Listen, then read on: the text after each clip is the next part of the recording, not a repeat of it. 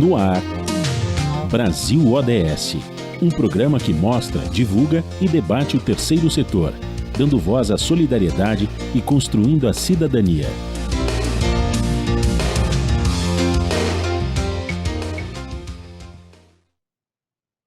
Bom dia, eu sou Joel Scali e começa agora o Brasil ODS, um programa do Observatório do Terceiro Setor com apoio da FAPESP, a Fundação de Amparo à Pesquisa do Estado de São Paulo. O tema do programa de hoje é inteligência artificial, como ela pode ajudar a sociedade a alcançar os diferentes objetivos de desenvolvimento sustentável da Agenda 2030 da ONU.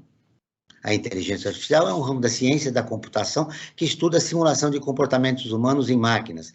Por meio dela, pode-se automatizar e aprimorar diversas tarefas em áreas como a saúde, alimentação e meio ambiente. Participam do programa Fábio Cosman, professor titular da Escola Politécnica da USP, pesquisador associado do Inova USP e pesquisador responsável pelo Centro de Inteligência Artificial, constituído pela FAPESP e IBM na Universidade de São Paulo. Sarajane Pérez é professora pesquisadora associada no programa de pós-graduação em Sistemas de Informação da Universidade de São Paulo. A co-apresentação do programa é de Frank Valverde, que também trará os destaques do site do Observatório do Terceiro Setor. Você vai conferir as notícias do mundo com a repórter Maíra Lopes, direto de Lisboa. Bom dia, Franklin. Bom dia, Joel. Bom dia, Fábio. Bom dia, Sarajane. Bom dia a você que está em sintonia aqui no Brasil ODS da Rádio Brasil Atual. Você tem dois importantes destaques da semana, Franklin. É verdade. O primeiro deles é o resultado, digamos, desse primeiro turno, né, das eleições francesas, né, uma eleição bastante disputada entre o Macron, Le Pen e o Mélenchon, né? Para você ter uma ideia, foi 27% 27 e quebradinhos, por cento para o Mélenchon, 23 para Marine Le Pen e o Mélenchon ficou com 22, né? E para o segundo turno agora vão o candidato da centro-direita e a da extrema-direita, né? O Mélenchon tinha 22, que seria o candidato da esquerda, ficou em terceiro lugar, né? E agora tem essa disputa entre os dois, né? Os dois num campo mais conservador. Agora, entre esses dois, há claro, uma diferença muito grande, né? Aqueles que têm, digamos assim, um comportamento mais civilizado dentro da grande tradição francesa, né, que seria o Macron, e a Le Pen, que vem com aquelas pautas mais conservadoras, preconceituosas, enfim, vamos ver o que vai dar essa disputa, né? Porque a França, às vezes, é um grande termômetro para o Ocidente, né? Ela sempre defendeu as questões mais humanitárias e tal, e um resultado... E é a segunda economia, digamos, da Europa. Exatamente, dentro desse campo, né? Dentro desse campo aí, se ganhando, digamos, essa visão um pouco mais progressista, né? Ou, entre aspas, né? Mais humanitária, isso é positivo para o mundo todo, né? Então, vamos ficar atentos a esse resultado aí das eleições francesas. E outra pauta, Joel, que eu acho que é até não menos importante, ou até mais importante, né? Foi aprovado de forma emergencial um remédio para combater a Covid, né? Um remédio que é da Pfizer, no laboratório Pfizer, vamos dar aqui os nomes, né? Porque é importante isso, registrar, né? Que eles investiram para ter esse medicamento, que é a combinação de 2 antivirais, que é recomendado para quem contrai a Covid e está, digamos assim, no grupo de risco, né? Então, esse remédio ajuda a evitar que o vírus se multiplique no organismo da pessoa, tá? Então, isso é uma notícia muito positiva, né? Agora, o que falta? Falta o Ministério da Saúde comprar esse medicamento e colocar à disposição na rede para todos e todas. Mas é uma boa notícia, né, Joel? Acho que a gente que está caminhando para o fim da pandemia, lentamente, de verdade, mas está caminhando, né, para esse fim dessa pandemia, e acho que com esse medicamento isso acelera e preserva as vidas, que é o fundamental, né, Joel? Caiu muito, mas não podemos esquecer que mais de 500 mil de brasileiros morreram nos 2 últimos anos, vítimas da Covid-19. E lembrar que nós estamos em plena quarta vacinação ainda, né? Isso, começa... vacinação? Não sei você, Joel, o mês que vem eu já pego a quarta dose. Né? Ainda não cheguei. Talvez você, que a diferença é pequenininha, acho que o mês que vem você juntamente a gente combina, vai junto no posto de saúde para tomar a quarta dose. É verdade. Deixa eu cumprimentar nossos dois convidados. Bom dia, professor Fábio, seja bem-vindo ao nosso programa. Bom dia. Bom dia, professora Sarajane. Bom dia, Joel, Franklin, Fábio. Prazer ficar aqui conversando com vocês. Nós estamos aqui falando na área de saúde, eu tenho já um detalhe aqui no nosso destaque 1 para ler. Um dos projetos do Centro de Inteligência Artificial usa a tecnologia para tornar exames de tomografia tão precisos quanto de ressonância magnética, que são muito mais difíceis e caros de serem feitos. O objetivo é ajudar médicos a identificar os tipos de AVC com mais precisão. A inteligência tem um papel importante no desenvolvimento da saúde, professor Fábio? Sim, bom, eu acho que a inteligência artificial é uma tecnologia meio transversal, né? Ela pode atuar em inúmeras áreas, né? O exemplo que você deu é um exemplo assim potencialmente importante, né? São colegas nossos que estão trabalhando tanto na área de computação quanto na área de medicina. Nós congregamos ali pessoal de computação, engenheiros, médicos, pessoal de saúde pública, para abordar uma questão específica que é muito importante, né? Que é a prevenção e reabilitação de AVC. Hoje já existe muita tecnologia para, por exemplo, você analisar imagens de raio-x, né? Então a radiologia tem sido muito afetada. Nós gostaríamos que o mesmo efeito acontecesse com imagens e documentos e relatórios relacionados ao AVC, né? Então, uma equipe muito boa, né? Liderada pelos colegas Zal Liang, de Ribeirão Preto, e José Krieger, aqui de São Paulo, que estão olhando essa questão do AVC no nosso centro. O desenvolvimento da saúde é muito importante. E agora, com a colaboração da inteligência artificial, me parece que nós avançamos bastante, professora.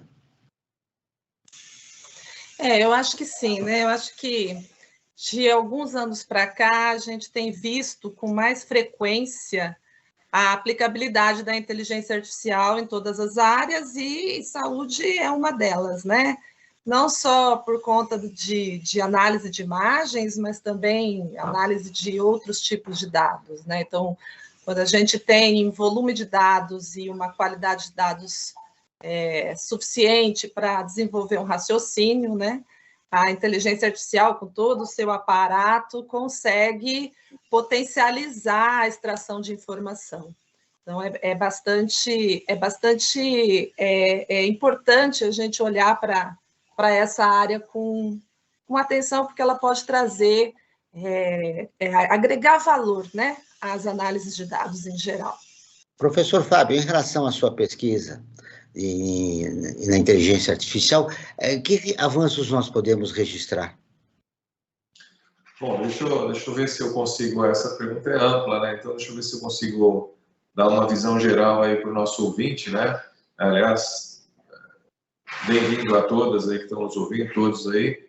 Eu acho o seguinte, a inteligência artificial começou já há muito tempo, tem décadas de trabalho nessa área, né? Existem décadas de discussão sobre como a gente poderia reproduzir melhor a capacidade humana de raciocínio, ou a capacidade de raciocínio em geral, né? Humana e não humana. Eu acho que essa também é uma questão também relevante para entender um pouco o que está acontecendo na área. Porque muitas coisas que nós achamos inteligentes, elas são coisas que nós fazemos. Outras coisas que nós achamos inteligentes, a gente está vendo as máquinas fazerem e dizendo, nossa, olha só como isso é inteligente. Nem sempre é feito da mesma forma como nós, seres humanos, faríamos, né? Uma máquina tem algumas desvantagens, tem algumas vantagens. Então, por exemplo, um computador pode acessar a Wikipedia na hora ali que está respondendo uma pergunta. Nós, seres humanos, não, a gente não vai ter a Wikipedia armazenada na cabeça, né? Então, eu acho que existe uma discussão longa, já há décadas, sobre como fazer o computador parecer inteligente. O que aconteceu, eu acho que a Sarajane colocou bem, é que nos últimos poucos anos, assim, 10 a 15 anos, houve uma mudança muito grande na área, né? Começou a se perceber que, tendo mais dados à disposição, dados de toda a natureza, textos, imagens, observações de sensores, você consegue extrair padrões e parecer muito inteligente. Se você é inteligente mesmo, aí já é uma outra questão, mas parecer inteligente você consegue parecer, né? Então o computador consegue, de fato, dar um salto, né? Entre aquilo que acontecia 15 anos atrás para agora, né? O que eu acho que aconteceu nesses 15 anos foi o fortalecimento dessa inteligência artificial baseada em análise e extração de padrões de dados, né? Esse eu acho que foi o principal ganho. E essa mudança de eficiência fez com que algumas atividades que eram muito difíceis, por exemplo, interpretar imagens, interpretar texto, passassem a ser vencidas. E eu acho que o que aconteceu é que a população, que não tinha ainda percebido os avanços da inteligência artificial, que já estavam acontecendo há uns 20, 30 anos, muita coisa já funcionava, de repente a população falou, nossa, então quer dizer que o computador consegue entender mesmo uma imagem, né? Então esse salto que houve nos últimos 15 anos, não só foi um salto em si, mas ele abriu os olhos da população para aquilo que estava funcionando. Então, eu acho que houve uma tremenda mudança de percepção, né? Eu, particularmente, trabalho na interface entre a extração de dados e também a representação de conhecimento, né? Eu acho que isso é uma coisa que ainda está sendo explorada, sendo discutida, e ainda temos muitos anos de avanço pela frente para que os computadores, de fato, tenham alguma capacidade cognitiva comparável à nossa, né? A gente está muito distante ainda, eu acho que estamos chegando lá. Professora Salajane, o professor Fábio lembrou um aspecto importante. A sociedade absorve, né, a evolução da tecnologia, mas não tem conhecimento de que aquilo é um trabalho, é uma pesquisa, né, foi fundamentado. E isso está relacionado em relação à inteligência artificial, né? Então, nós, cidadãos comuns, não percebemos isso, né? Há uma barreira de comunicação importante a ser quebrada aí. Sim, Joel. Uma coisa que a gente costuma sempre pensar e também discutir um pouco com os nossos alunos e parceiros de pesquisa, porque somos educadores também, né? Educadores em inteligência artificial. Além de pesquisadores, a gente está dando aula e formando recursos humanos para trabalhar, né? Então, o que a gente costuma discutir agora, nesses últimos anos, é justamente isso, né? Que não basta nós oferecermos, desenvolvermos a tecnologia, a ciência e oferecermos as soluções, né? Nós temos que, de alguma forma, tentar esclarecer como ela funciona e as limitações que ela tem.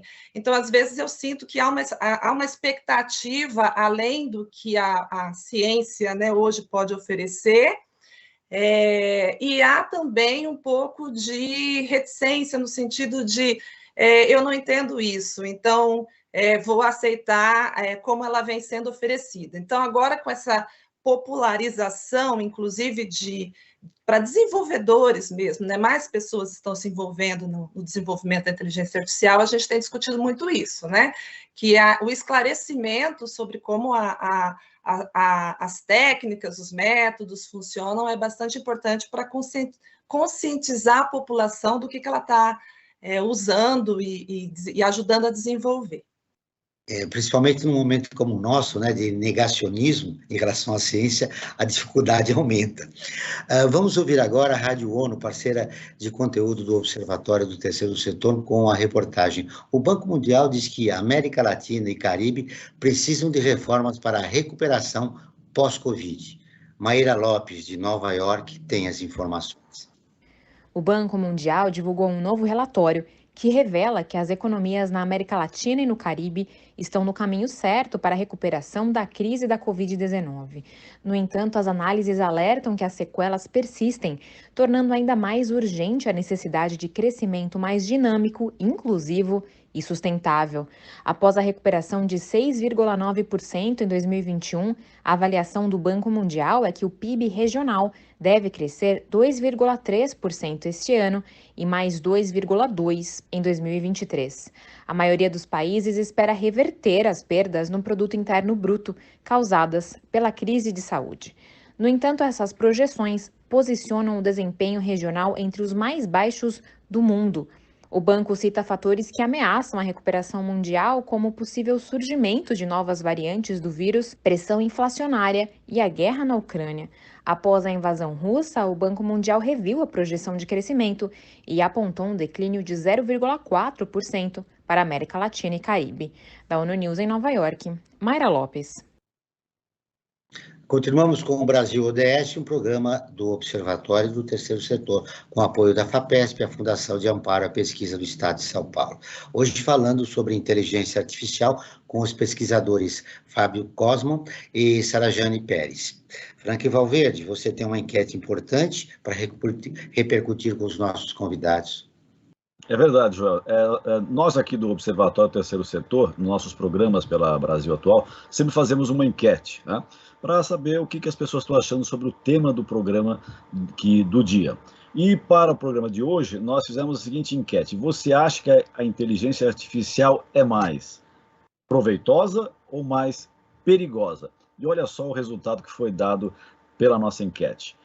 44% disseram que ela é proveitosa, contra 56% que dizem que ela é perigosa. Olha só, surpresa, eu achei que a maioria das pessoas iam dizer que ela é proveitosa. As pessoas ainda têm um certo pavor com relação à inteligência artificial. E eu vou jogar a bola tanto para o Fábio como para a Sarajane. Eu gostaria que eles comentassem essa enquete. Será que o pessoal tem razão em dizer que ela é muito mais perigosa do que proveitosa? Né? E até aproveitando para complementar, até para esclarecer essas pessoas, né, que são dois especialistas nessa área da inteligência artificial, e eles podem contribuir muito para esse esclarecimento. E até para dirimir um pouco esse pavor que o senso comum apresenta. Como é que está a inteligência artificial no nosso dia a dia? Ela já está no nosso cotidiano e às vezes nem sabe que ela está aí presente, ela sendo muito mais proveitosa e as pessoas acham que ela é perigosa? Vamos começar pela professora Sarajane. Então, né, esse resultado dessa enquete reforça a minha insistência de que o esclarecimento e a educação elas são necessárias, né? É preciso esclarecer o que é essa inteligência artificial. Então, se ela está no nosso dia a dia, ela está no nosso dia a dia, né? Eu acho que pessoas que usam a internet estão o tempo todo interagindo com um sistema que em algum momento vai usar algum método da inteligência artificial, né? Por exemplo, se você está usando um tradutor, né, para traduzir uma página que você está vendo em outra língua, você provavelmente, a gente não sabe exatamente, né?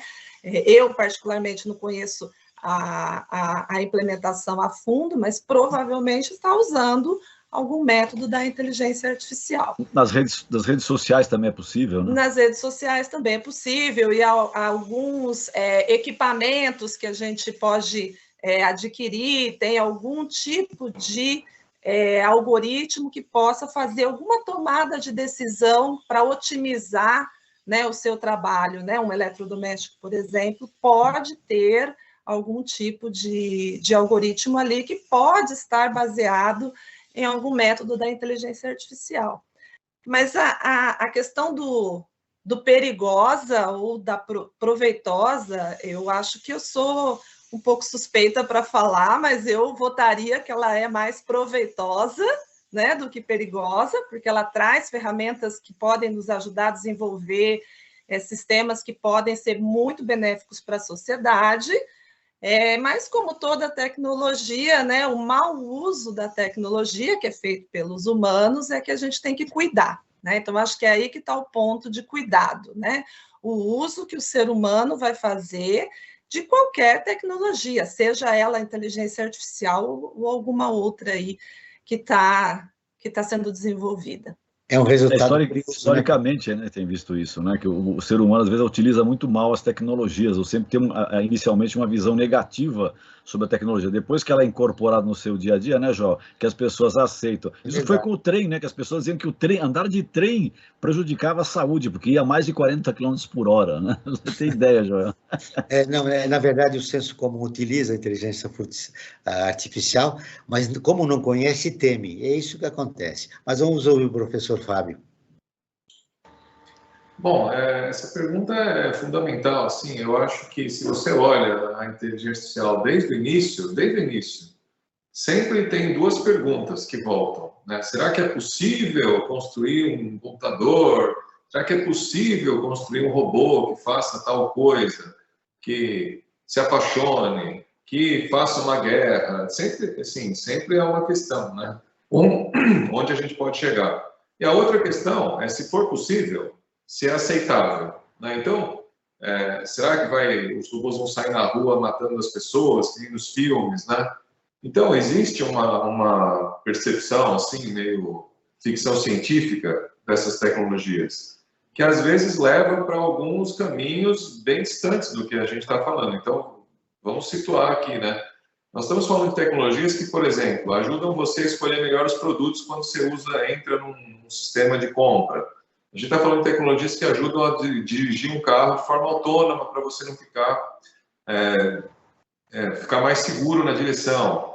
Então, ou seja, estamos falando de tecnologias que, em princípio, o objetivo das pessoas que estão fazendo, aí eu me incluo, né? Acho que as pessoas que estão fazendo têm o objetivo de ajudar a humanidade a ter uma vida mais confortável, né? Esse é o nosso objetivo. Que os médicos tenham suporte para tomar melhores decisões, os advogados. Veja, o Brasil tem falta de advogados. Não seria bom se os advogados conseguissem atender mais gente? Seria bom, né? O Brasil tem falta de médicos. Não seria bom se os médicos gastassem menos tempo para analisar raio-x e, de fato, atender as pessoas? Seria bom, né?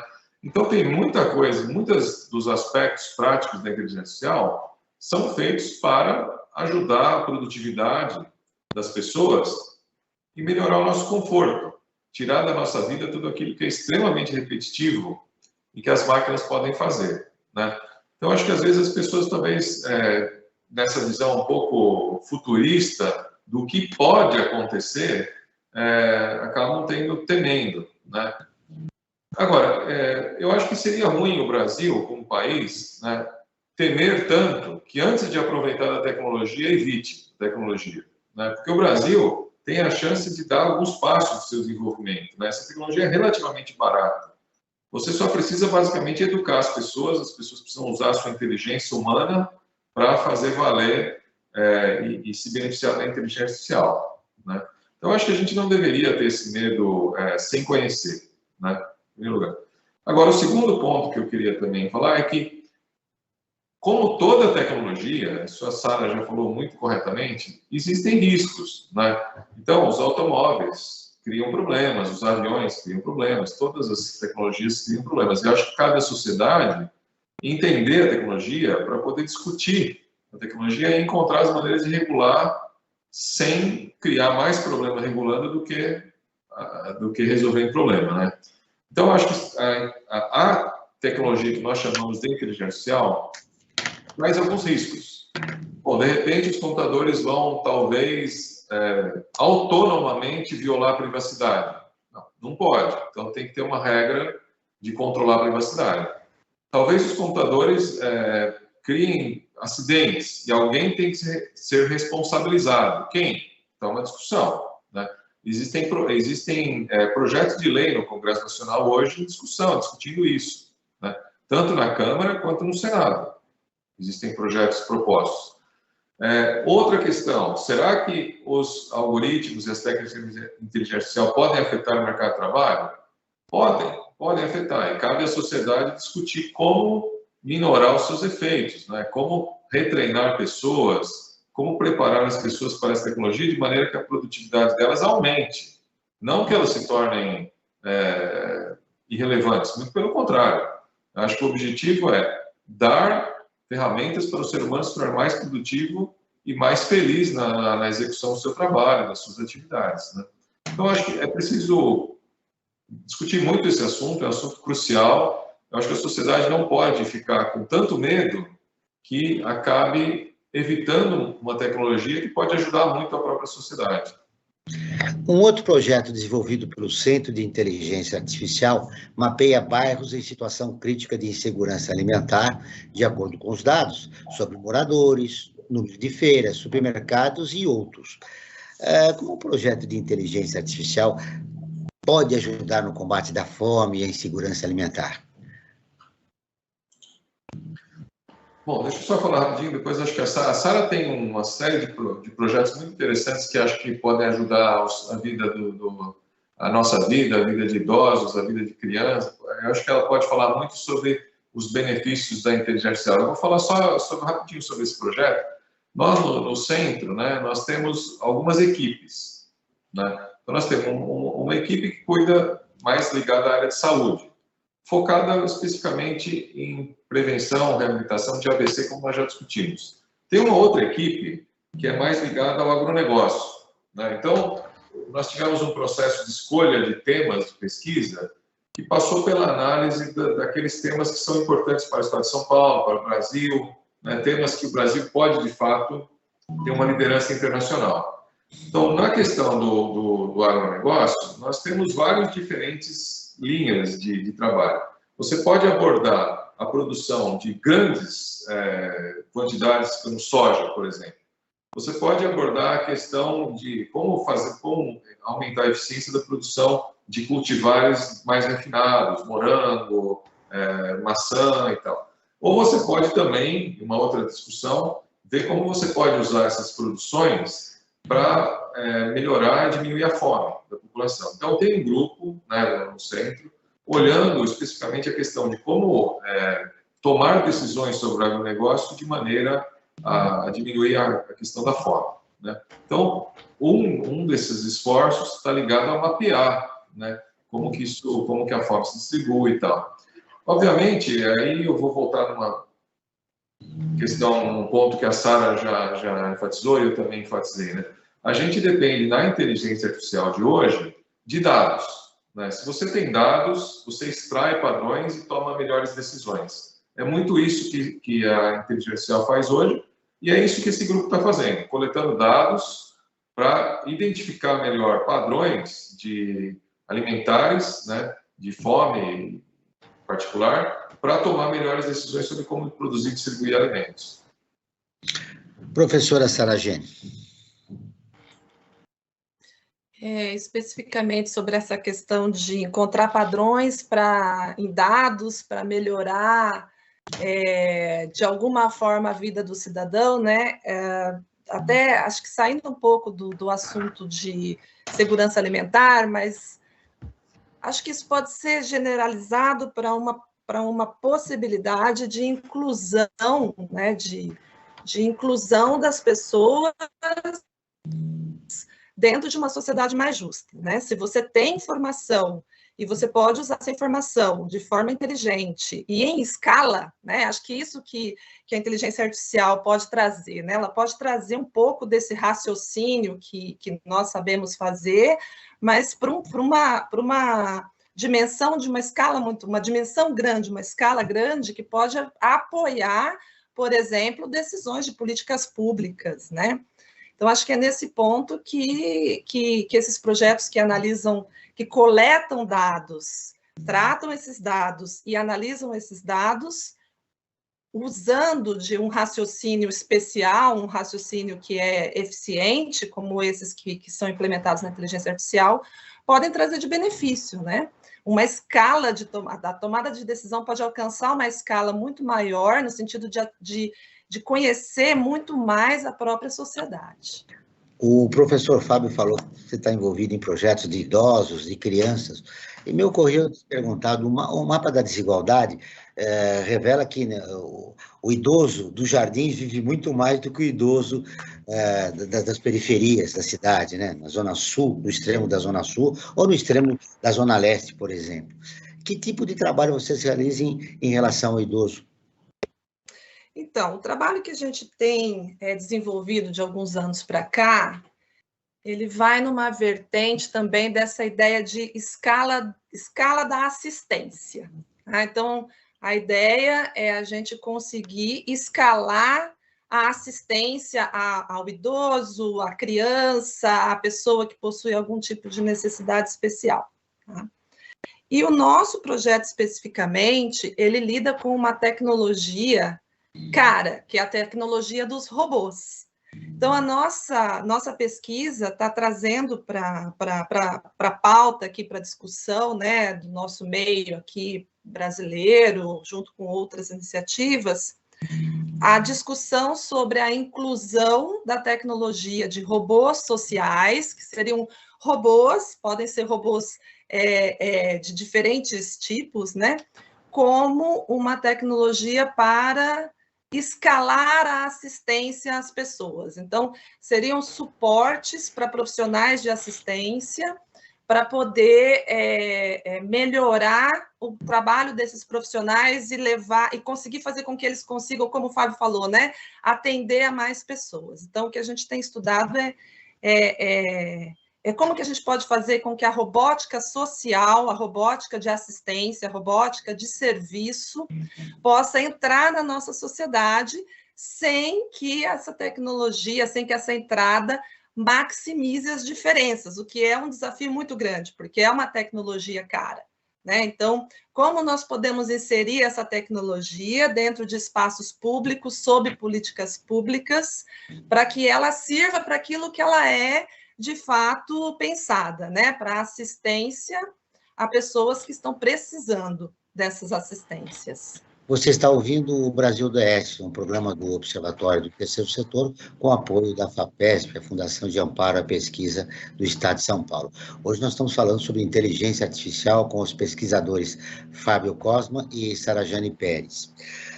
Você quer ficar informado sobre projetos, causas sociais e direitos humanos? Siga o Observatório do Terceiro Setor nas redes sociais e acompanhe informações do Brasil e do mundo. No Instagram é @observatório3setor, no Facebook é facebook.com/observatório3setor. Nossos programas de rádio estão disponíveis no canal do Observatório no YouTube. Lá você também encontra entrevistas e quadros de Como Você Sabia e Você Conhece, que mostram aspectos da história e refletem sobre a realidade brasileira. No canal você também pode assistir às lives realizadas pelo Observatório às quintas-feiras, às 17 horas. Basta buscar Observatório 3 em numeral setor. Muito bem. Frank Valverde, informações, perguntas para os nossos convidados? Sim, Joel. Primeiro eu queria falar sobre o nosso site, né? Eu convido a todos e a todas que visitem o Observatório do Terceiro Setor, né? .org.br, né? O 3 em numeral, né? Isso é importante. Lá você vai encontrar uma série de matérias que tratam principalmente sobre cidadania. Alguns destaques entre as mais lidas. Por exemplo, nós temos uma matéria que fala sobre as raízes históricas do preconceito contra os indígenas brasileiros. Essa matéria que está sendo bastante lida. Então, nós temos também uma outra que fala que o Brasil tem a população mais fora da realidade do mundo. Olha só que, né, acho que as pessoas precisam, até acho que a inteligência artificial podia trabalhar para fazer com que as pessoas, né, começassem a se conscientizar um pouco mais da realidade em que elas vivem. E, na verdade, a matéria que eu queria destacar, que pode ser encontrada no nosso site, é uma que diz o seguinte, que o governo destina 28 milhões em kits de robótica para as escolas sem água. Tá? Não que não seja importante os kits de robótica, tá? Vamos, né, né? Eles são importantíssimos, só que há algumas prioridades, né? Acho que uma escola que não tem nem água para a pessoa lavar a mão, na época de Covid, hein? Água para lavar a mão, para ir ao banheiro, o governo, em vez de tentar trabalhar no saneamento, acaba investindo na questão da robótica. Enfim, são reflexos desta nossa realidade brasileira. Essas e outras matérias você pode encontrar no portal do Observatório, agora também em formato de áudio, por meio de uma ferramenta de audiodescrição dos conteúdos escritos. É o Observatório do Terceiro Setor, fazendo com que as pessoas sejam incluídas, principalmente os deficientes visuais. Eles podem acessar o nosso conteúdo através dessa ferramenta de audiodescrição. E eu gostaria de colocar uma questão, Joel, tanto para a professora Sarajane como para o professor Fábio, né? Aqui no Brasil sempre se diz que leis pegam e as leis não pegam, né? Quer dizer, essa ficção aí, mas enfim, isso é muito forte, muito presente no dia a dia do brasileiro. E eu coloco a seguinte questão: a legislação brasileira com relação à inteligência artificial, ela está avançada para essa utilização ou ela precisa ser feita alguma coisa? Nossos parlamentares precisam fazer alguma coisa para criar uma legislação que favoreça a implementação e a utilização da inteligência artificial de uma forma muito mais positiva pela população brasileira. Agora vamos começar pelo professor Fábio. Bom, eu acho que no mundo inteiro há discussão sobre como regular a inteligência artificial, essa tecnologia, né? Veja, nós temos leis de trânsito, certo? Os carros são regulados, temos leis para regular a aviação e assim por diante. Temos leis para regular vacinas, né? Eu acho que em todos os setores da nossa vida, a sociedade humana foi se organizando e foi encontrando caminhos adequados para regular as tecnologias. No caso da inteligência artificial, eu acho que existem alguns medos, né, sobre os quais nós já falamos, que não estão muito distantes da realidade, né? Os robôs não vão sair por aí atirando na rua em nenhum tempo previsível razoável. Não é Blade Runner, né? Não é Blade Runner, né? Não. Isso não está acontecendo, certo? Esse não é o nosso problema. Agora, por exemplo, nós temos potenciais problemas de privacidade, mas o Brasil tem uma legislação avançada em privacidade, né? Nós temos potenciais problemas de responsabilização, né? Quem é que seria responsável por tomar as decisões finais ou por, em caso de problema, ser responsabilizado judicialmente? Quem seria responsável por tomar uma decisão final? Já houve projetos de lei que sugeriram assim, que toda decisão final tem que ser supervisionada por um ser humano. Mas você percebe a dificuldade. Se você faz isso, você tem um carro autônomo que, no fim, tem que ter um ser humano dirigindo, né? Então, eu só dou esse exemplo para mostrar a complexidade de você encontrar o caminho do meio aí, certo? Então, você tem que ter uma análise de responsabilização que leve em conta o risco real daquilo que está acontecendo. Se uma coisa não traz risco nenhum, por exemplo, você tem um sistema de inteligência artificial que te ajuda a fazer uma compra na internet. Tudo bem, se ele errar, errou. Você que não compra, né? Não precisa de supervisão de alguém. Mas se você tem um sistema que vai fazer uma cirurgia, talvez você precise, né? Então, uma análise baseada em riscos é o que a União Europeia está fazendo. A União Europeia está discutindo esse assunto e provavelmente aos próximos anos vai chegar numa legislação. Então, essa é uma questão, é um exemplo, né? Outras questões também podem aparecer, mas relacionadas, por exemplo, a como incentivar, como fazer as pessoas transitarem para um outro mercado de trabalho, como proteger certos setores. Então, tudo isso eu acho que vale a pena discutir e o Congresso está discutindo, né? Eu acho que houve uma pressa do Congresso Nacional, da Câmara, de votar esse assunto. Foi votado um projeto, né, do deputado Bismarck. O projeto, na verdade, foi bastante modificado pela relatora, né, a deputada Luísa Canzani, e foi votado, né, e está agora em discussão no Senado, onde existem 2 outros projetos, e o presidente do Senado, recentemente, montou uma comissão formada por 18 especialistas, se não me engano, entre os quais o nosso colega professor Juliano Maranhão, que participa do Centro de Inteligência Artificial, né, para discutir o assunto. Então, a pergunta: o Brasil está avançado? Eu acho que o Brasil está avançando, mas também não há necessidade de fazer antes dos outros, né? Eu acho que isso tem que ser discutido com muita calma. Porque se você toma algumas decisões atabalhoadas, enquanto a tecnologia não está bem definida ainda, você pode acabar matando grandes ideias que vão beneficiar o próprio país, né?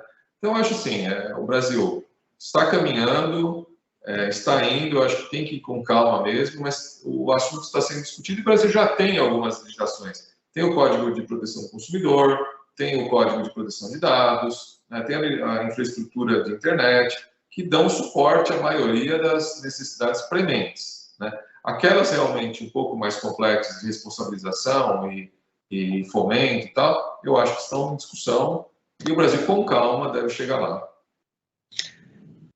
Professora Sara Jane. Acho que eu não tenho muito a acrescentar na fala do Fábio sobre isso, mas se eu pudesse dar os meus 2 centavos aqui de contribuição, né, com se o Brasil está avançado, não está avançado, está avançando, no sentido de que, além de criar essas leis e essas regulações, eu acho que o Brasil precisa pensar em criar políticas, né, de desenvolvimento, uso e aplicação da inteligência artificial. Então, Franklin comentou, né, o governo ele mandou kits de robóticas para uma escola que não tinha água. Bom, a gente tem que resolver o problema de não ter água e tem que resolver todos esses problemas de base, isso não está em discussão aqui, claro que tem que resolver, né? Mas, por outro lado, a gente não pode ficar atrás de outras sociedades, né, que estão colocando tecnologias avançadas em prol de diversos aspectos aí de educação, saúde, etc., e que estão avançando nisso. Então, acho que, além de criar as leis, precisa estabelecer as políticas de desenvolvimento e disseminação e uso para todos, né, da IA. Poxa, é necessário, e o professor Fábio citou isso também, que se cuide, primeiro, das infraestruturas, né, do país, para depois a gente avançar com o que de mais importante se pode fazer a nível da legislação e de políticas públicas em relação à inteligência artificial. Uma outra coisa que eu gostaria de citar é que a preservação do meio ambiente é uma área que também vem sendo beneficiada pela inteligência artificial. Recentemente noticiamos no Observatório do Terceiro Setor um projeto da Comissão Pró-Índio, que faz capacitações com indígenas e quilombolas da Amazônia para usar a inteligência artificial para detectar áreas de risco de desmatamento. É um outro trabalho importante na preservação do meio ambiente das populações originárias, que tem como ferramenta a inteligência artificial, professor Fábio. Eu acho que... Bom, deixa eu responder essa pergunta começando de uma forma um pouco conceitual, no seguinte sentido, que talvez ajude o nosso ouvinte aí, né, nosso ouvinte. Eu acho que existe uma ideia do que é inteligência artificial, que é aquela que começou em 1950, lá quando o Turing estava falando, Alan Turing, que é você, de fato, ter um computador que responde, fala, interage e traz todas as características da inteligência para a mesa, né? Eu acho que existe uma outra concepção mais prática, mais pragmática, que é o seguinte: você tem um monte de dados, você vai extrair padrões e tomar melhores decisões. E essa inteligência artificial é que está hoje muito em discussão. É ela que está nos ajudando. Você nem precisaria, talvez seja um excesso chamar de inteligência artificial, se juntar tudo nisso debaixo do mesmo chapéu. Mas eu acho que as pessoas estão fazendo isso e não tem problema nenhum. Só queria diferenciar. Então, essa inteligência artificial, que é baseada em coleta de grandes bases de dados, extração de padrões, análise dos padrões e melhor tomada de decisão, ela pode ajudar absolutamente todos nós, certo?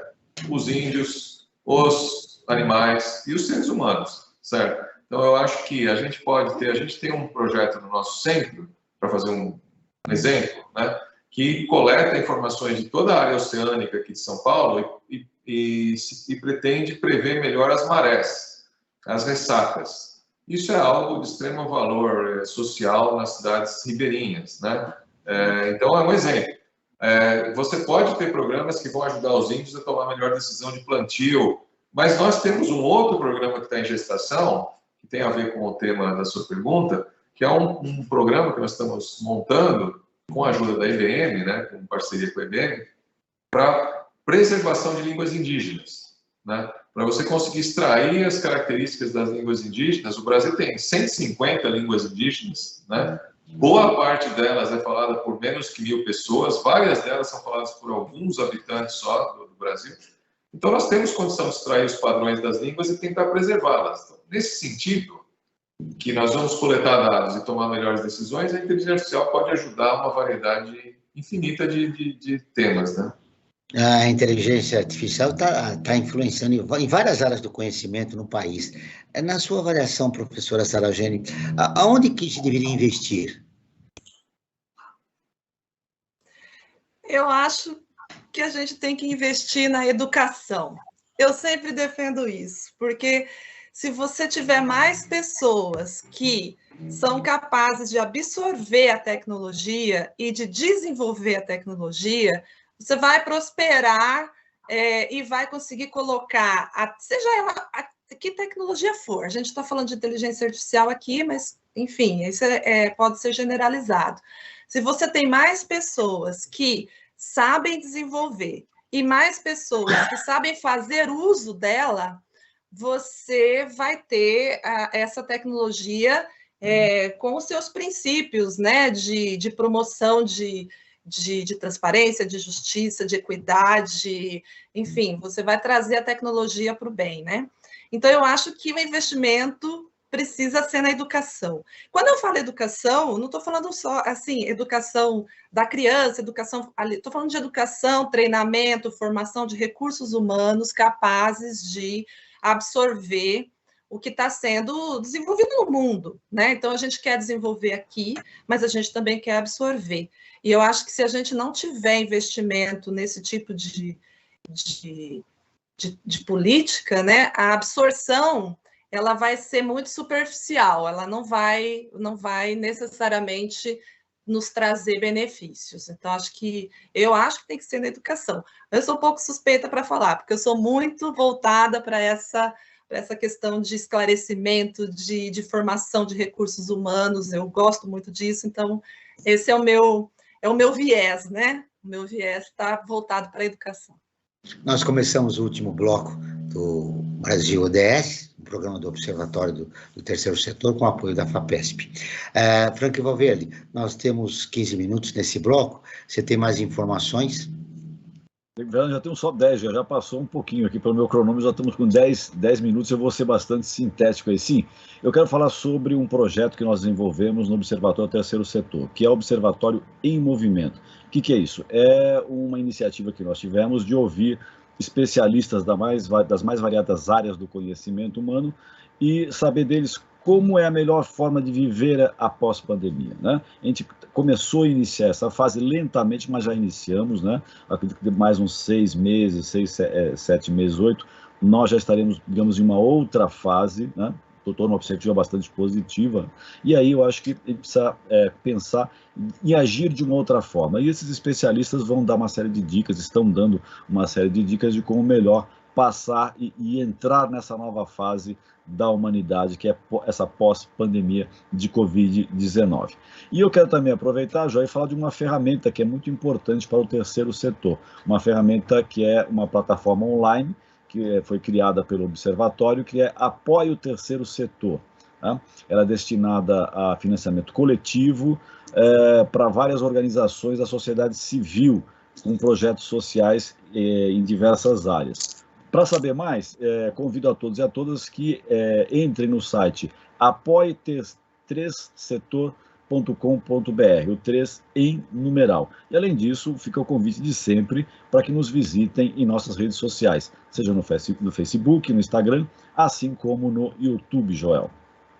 Uma pesquisa realizada pela ONG Ação Educativa e a Rede Negra em Tecnologia e Sociedade, que entrevistou 103 especialistas em equidade racial, tecnologia e sociedade, apontou que a inteligência artificial pode reforçar o racismo na sociedade.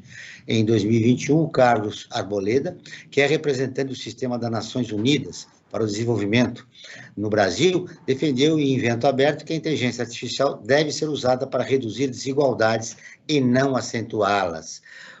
E eu tenho mais 2 perguntas para vocês, para fechar o programa. Quais são os perigos sociais do uso da inteligência artificial, professor Fábio? Bom, vamos lá, né? Eu acho que existe, de fato, o risco, né, de você extrair padrões que sejam baseados em atitudes racistas, né, que estão documentadas e coletadas, e acabar preservando esses padrões em decisões automatizadas desde que essas decisões não tenham nenhum controle, né? Agora, se você tiver uma inteligência que de fato tenha esse nome, né, que não seja só um papagaio gigante que fique repetindo o que já aconteceu, eu acho que você tem a obrigação de colocar regras que traduzam as considerações éticas e morais da sociedade, né? Agora, como fazer isso é um desafio. Eu acho que a área de inteligência artificial está discutindo isso, né? Há 10 anos atrás não existia uma conferência internacional sobre ética em inteligência artificial. Hoje existem duas grandes, né? Então, assim, a comunidade de pesquisa está muito preocupada com esse assunto, né? Então, a primeira coisa é isso. Então, acho que existem riscos de haver preservação de padrões, dependendo de coletas inadequadas de dados. E isso tem que ser combatido, tem que ser controlado. Você tem que ter ferramentas técnicas para conseguir incorporar regras. Você tem que conseguir definir as regras, porque se eu perguntar para as pessoas hoje na sociedade quais são as regras éticas que regem o nosso comportamento, nem sempre é consenso, né? Então, isso exige inteligência humana, né, para fazer as coisas, né? Professora Sarajane, quais são os perigos da utilização da inteligência artificial? Bom, eu acho que os perigos estão, falando de um nível de abstração um pouco maior, eu acho que o perigo está em nós não levantarmos quais são os perigos. Quer dizer, se a gente não olhar para o que a gente está fazendo e pensar nos riscos, a gente não vai conseguir minimizar os riscos. Então, como o Fábio bem disse, né, o que a gente tem hoje de mais popular, digamos assim, que está mais aí sendo divulgado, né, são algoritmos que estão, de certa forma, imitando o comportamento passado, né, porque esses algoritmos aprendem a partir do histórico, e o histórico somos nós, sociedade, né? Então, eu acho que a gente tem que olhar para esse nosso passado e levantar quais são os riscos para impedir que o algoritmo vá em frente com essa mimetização tão pura, né, do que está sendo passado para ele. Então, acho que o risco é a gente, né, não olhar para os riscos. A gente precisa ter clareza sobre eles para poder, então, tentar, né, e desenvolver de forma mais consciente as regras para os algoritmos. Os algoritmos vão seguir regras. O que a gente disser para eles fazerem, eles farão. Então, acho que é esse que é o ponto. Seu destaque final do programa de hoje, Franklin Valverde. Eu quero destacar que esse programa foi muito importante. A gente cumpriu um papel social importante, Joel, aqui com o professor Fábio e a professora Sarajane, porque ele esclareceu o que é a inteligência artificial, desmistificando. Então, acho que hoje as pessoas, ao terminarem de ouvir esse programa, saberão e encararão a inteligência artificial de uma forma muito mais humana, não como uma coisa que deve fugir, como se fosse um satanás, digamos assim, né? Acho que a inteligência artificial veio para auxiliar a humanidade. O importante é saber como utilizá-la. Professor Fábio, rapidamente, seu destaque final. Precisa ligar o seu microfone, professor. Opa, só uma palavra final de agradecimento. Eu acho que a imprensa é fundamental nesse processo. É muito importante que vocês estejam discutindo esse assunto. Eu agradeço muito. Agradeço ao FAPESP pelo financiamento sempre, suporte à pesquisa. Muito obrigado. Professora Sarajane, seu destaque final. Também agradeço o convite de estar aqui, né? Agradeço a oportunidade que eu tenho recebido aí de diversas instituições e organizações para trabalhar com a inteligência artificial.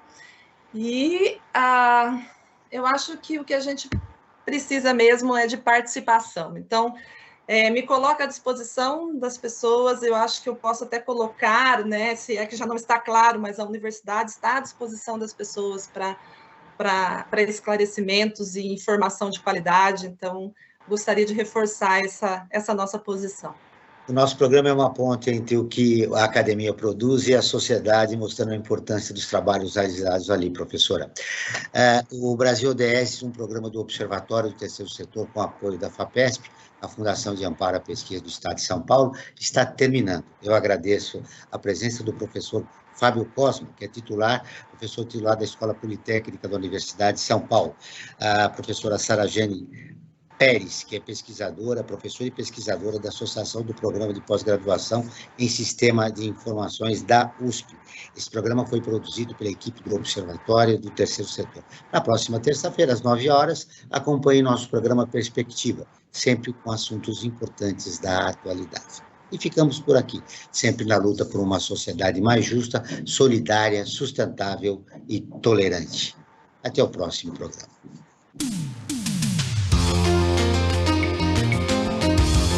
Você acabou de ouvir Brasil ODS, um programa do Observatório do Terceiro Setor.